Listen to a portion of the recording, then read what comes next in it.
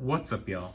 My name is Peyton, and today we are back for another D&D character creation tutorial. I'm pretty sure this is episode 3.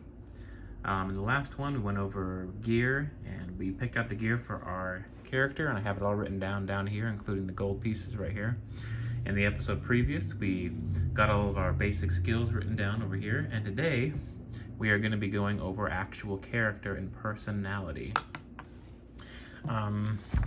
Which is one of the most important things about a character. Obviously, their skills and equipment dictate how they interact with the world, but their personality kind of dictates how they interact with other NPCs in the game.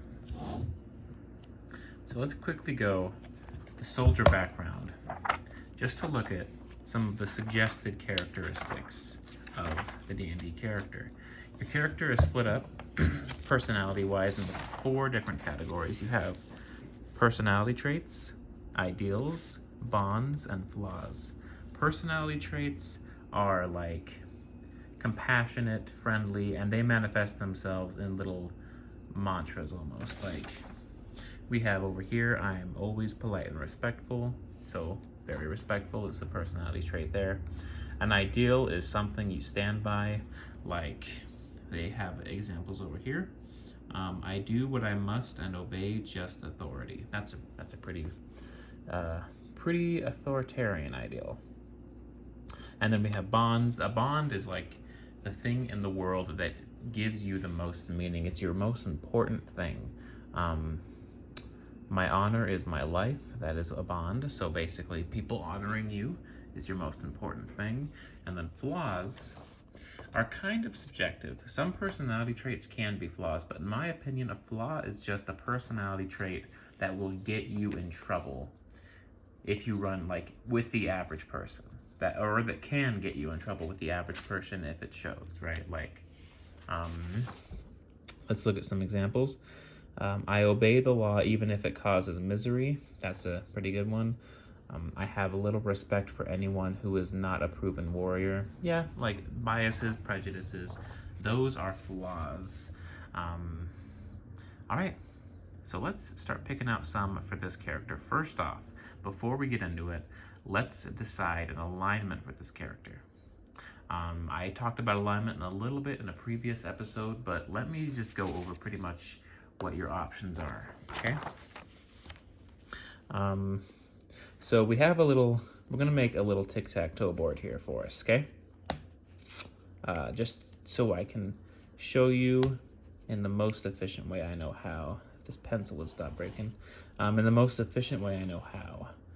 Okay, so right in the center here, we have true and neutral, okay?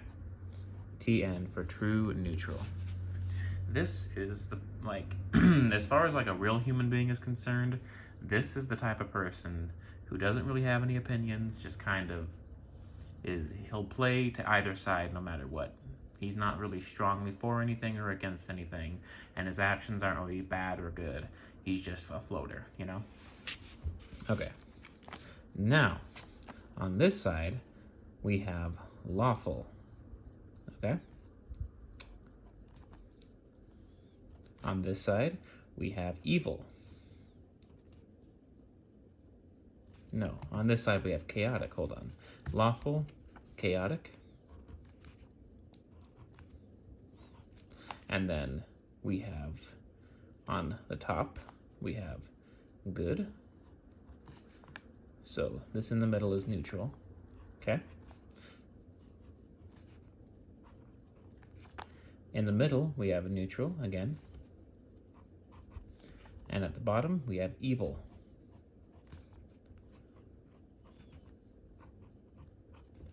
So these are our options. We have chaotic, lawful, and neutral for the first one. This kind of dictates your moral code and how strong it is. If you are chaotic, you probably don't make a lot of decisions based on any code. If you're lawful, you are the type of person who has, like, you know how they say that man has his code. He has the thing that he stands by. That's kind of where it goes. And it can even go even further into following the laws of the land, but it doesn't necessarily have to. if those aren't the laws you agree with. And neutral is just, once again, in the middle. No real reason, rhyme or reason, you know? And then we have good, neutral, and evil. So, pretty much good and evil are kind of subjective, but in D&D, it kind of goes like this. In D&D, if you kill a person, okay? Killing people, like murdering people, you know, stealing things, just generally things that are viewed at, like frowned upon, right? Like all the bad things you can do, that's evil. And helping people is good, okay? And being nice and all that is good. So if you are chaotic evil, you do terrible things and you don't really have a code. So you are willing to do terrible things for absolutely any reason, okay? That is chaotic evil. Lawful good is the exact polar opposite, where you only do good things on a strict moral code. You help old ladies across the street because your mom told you to a long time ago, and you do what mama says or whatever, you know, something like that. Lawful evil is you have a strict code, but that code involves killing people and maybe even stealing from people, you know, like only steal from these types of people, like Robin Hood, you know, steal from the rich, give to the poor. That's lawful evil, all right? And then we have chaotic good, which means you do good things, but you don't really have a code. You are a good person, but you don't really follow any particular set of rules. These are the main ones I'm going to focus on here, because all the neutral ones pretty much just mean kind of somewhere in the middle with a little bit of spice thrown in. Like neutral evil, you don't really have a moral code, but you're not crazy. Like you don't just do things for no reason. You just kind of a floater, but you will kill people, you know. And the neutral good is just the same. You're kind of a good person, but you don't really have any reason to be. You don't really have a code for it. For this goody two-shoes soldier, we are going to choose lawful good. So let's write that right up here, LG for lawful good, which means our character is going to have a very strict moral guideline, and he follows it to a T. And this moral guideline is going to be all about the betterment of other people, being just a good old Joe. So let's pick out some personality traits to dictate this. First up, I'm going to choose I am always polite and respectful. Now, these are suggested characteristics. You can come up with your own, but make sure that you stick to like the thing that I told you about these. So if you're going to come up with your own personality trait, make sure it is a personality trait, like hateful, respectful, things like that, lazy, hardworking. Those are personality traits. I don't know if you ever played The Sims, but there's a section for personalities in there. You can go look in there, and that's a bunch of them. And you can even just look it up. What are personality traits? And there should be a whole list of categories. So we're just gonna do, I am always polite and respectful for this guy. He is gonna be a very respectful gent. And as far as this character would go, I don't generally make a character like this. The reason I'm doing it here is just to kind of show you the basics. It's a lot easier to make a character with a strict moral guideline.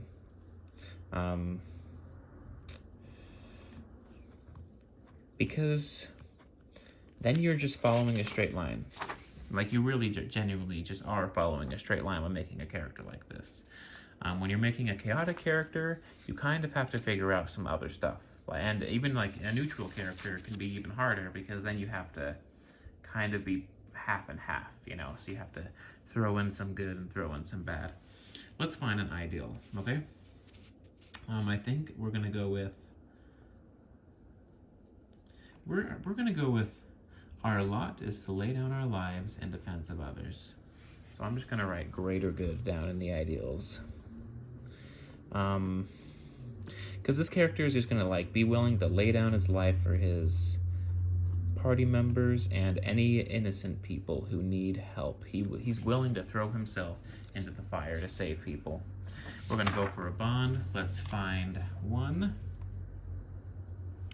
I would say the one that makes the most sense is I would still lay down my life for the people I served with. So he really loves and still cherishes the relationships he had with his past soldiers. So we're just gonna say past soldiers, because this man really misses his buddies, really does.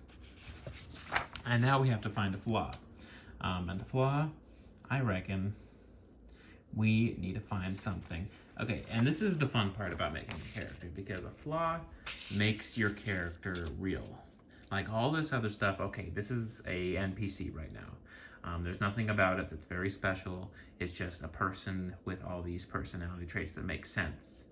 But when you think of a human being, you have to think about what they have that makes them flawed, right? Because all people are flawed, everybody. And I think what we could do, let's see. None of these are really catching my eye. So I think what I'm gonna go with as a flaw is too quick to trust. Meaning that in almost every situation, he assumes the best out of everybody, no matter what. Doesn't have any biases, he just assumes the best out of everyone. Which is probably gonna get his party into a lot of trouble if they run into any unsavory types. But that's just the man he is. Very respectful, very all about saving people and putting his life on the line to do so. He misses his party from the olden days, and he is way too quick to trust. So this individual is now a full-fledged goody two-shoes, lawful good. So that's pretty much it. There you have it, everyone.